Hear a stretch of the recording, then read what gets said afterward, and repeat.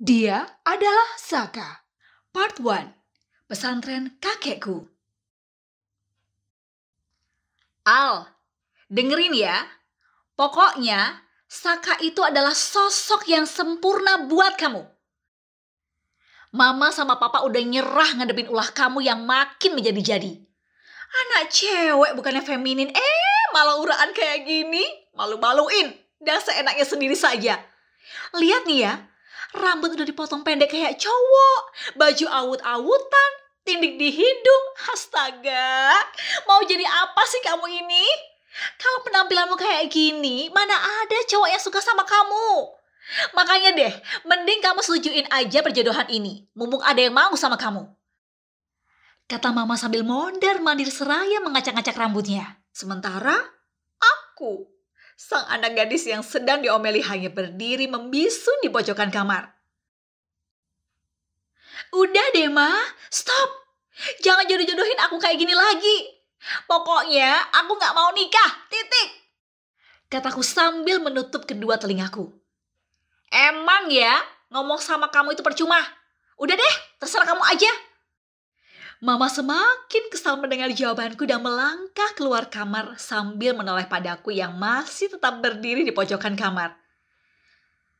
Aku beranjak mendekati cermin di sebelah ranjang kamarku. Aku melihat pantulan diriku di sana.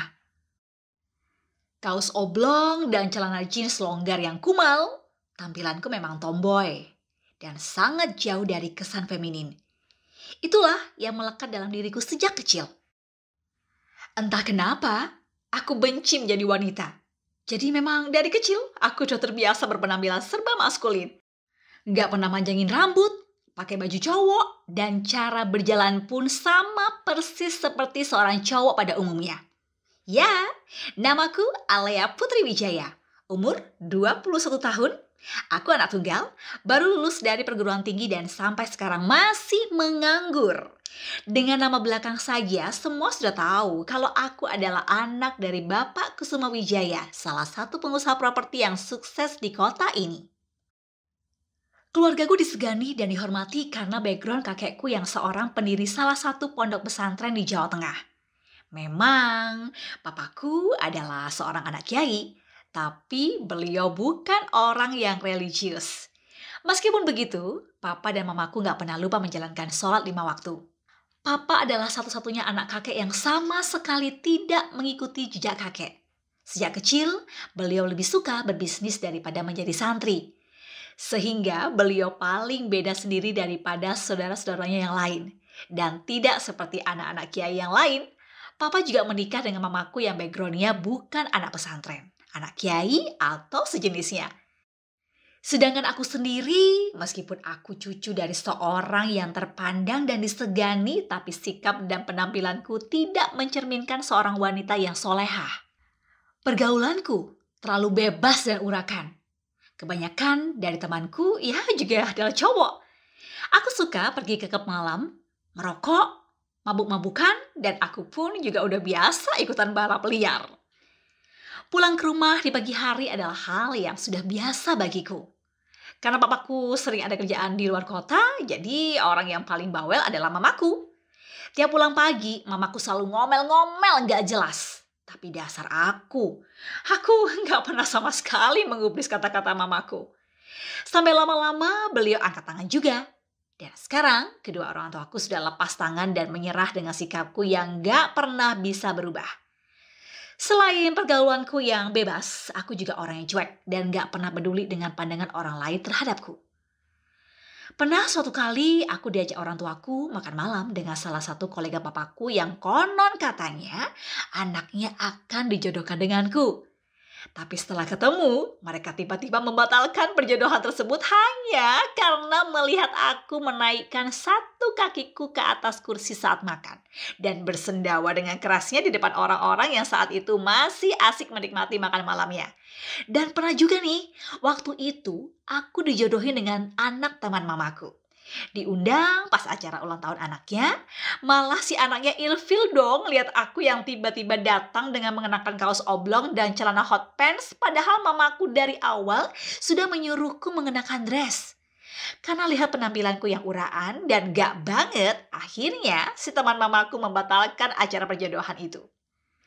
Sudah berkali-kali itu terjadi, tapi tampaknya mamaku tidak pernah kapok mencarikan aku jodoh. Dan yang terakhir ini, mamaku bilang dia akan menjodohkan aku dengan seseorang yang bernama Saka. Katanya dia adalah cowok yang pas buat aku. Jujur sih, aku belum pernah ketemu sama dia. Bahkan aku gak tahu orangnya kayak gimana. Yang aku tahu, dia adalah cucu dari teman kakekku. Dan pastinya dia adalah cowok yang soleh dan juga sopan. Jadi mana mungkin juga keluarganya mau menerima aku yang seperti ini. Pasti ujung-ujungnya nanti akan ada acara pembatalan lagi. Al, kamu siap-siap ya sekarang? Sore ini juga kamu diantarin supir ke pesantren kakek di Jawa Tengah. Papa sudah kok ngubungin kakek dan untuk sementara kamu tinggal di sana ya, kata papaku pada suatu pagi di meja makan. Hah? Pesantren? Apa kata dunia persilatan kalau aku masuk pesantren, Pak? Pokoknya aku gak mau. Kataku menolak. Oke, kalau kamu menolak, namamu Papa coret dari daftar kakak, kata Papa dengan tenangnya. Tapi Pak, gak bisa seenaknya gitu dong. Pokoknya aku gak mau, titik. Kataku membantah ucapannya. Keputusan Papa sudah bulat ya, Al. Papa dan Mama sudah pusing dengan kelakuanmu itu, kata papaku lagi. Kenapa harus hari ini sih? Kenapa gak besok pagi atau lusa atau mungkin minggu depan? Kataku masih menawar-nawar kata papa. Kenapa? Supaya kamu bisa kabur. Gak ada tawar-menawar lagi ya, Al. Pokoknya sore ini juga kamu harus berangkat, bentak papaku dengan suara kerasnya. Akhirnya, aku pun masuk kamar dengan emosi. Aku terpaksa menuruti kemauan papaku. Aku menyiapkan baju-bajuku dan perlengkapan lainnya. Sore harinya, aku berangkat ke Jawa Tengah dengan supir keluarga. Karena kebetulan papa ada rapat di luar kota, jadi tidak bisa mengantarkan aku. Sedangkan mamaku harus menemani papa pergi. Dengan menempuh perjalanan kurang lebih 4 jam lamanya, akhirnya kami pun sampai di tempat tujuan. Aku masih ingat betul tempat ini. Terakhir kali ke sini saat aku masih berusia 10 tahun. Tak ada yang berubah dari tempat ini. Bentuk bangunannya tetap sama seperti yang dulu. Hanya mungkin ya warna tembok dan pagarnya saja yang sudah berubah dari saat aku terakhir kali ke sini. Setelah turun dari mobil, aku melangkahkan kakiku menuju gerbang pesantren yang tinggi menjulang. Dan saat aku menyentuh bel pintu, aku dikejutkan oleh suara seseorang. Assalamualaikum, maaf, ada yang bisa saya bantu? Terdengar suara dari balik pintu gerbang pesantren. Terlihat seorang cowok bertubuh tinggi, berkulit putih yang terlihat kontras dengan peci hitam yang melekat di kepalanya. Wajahnya ganteng, tapi bukan tipeku banget. Dia memandang penampilanku dari bawah ke atas sambil mengernyitkan keningnya. Apa ada yang salah denganku emang? Bersambung ke part 2.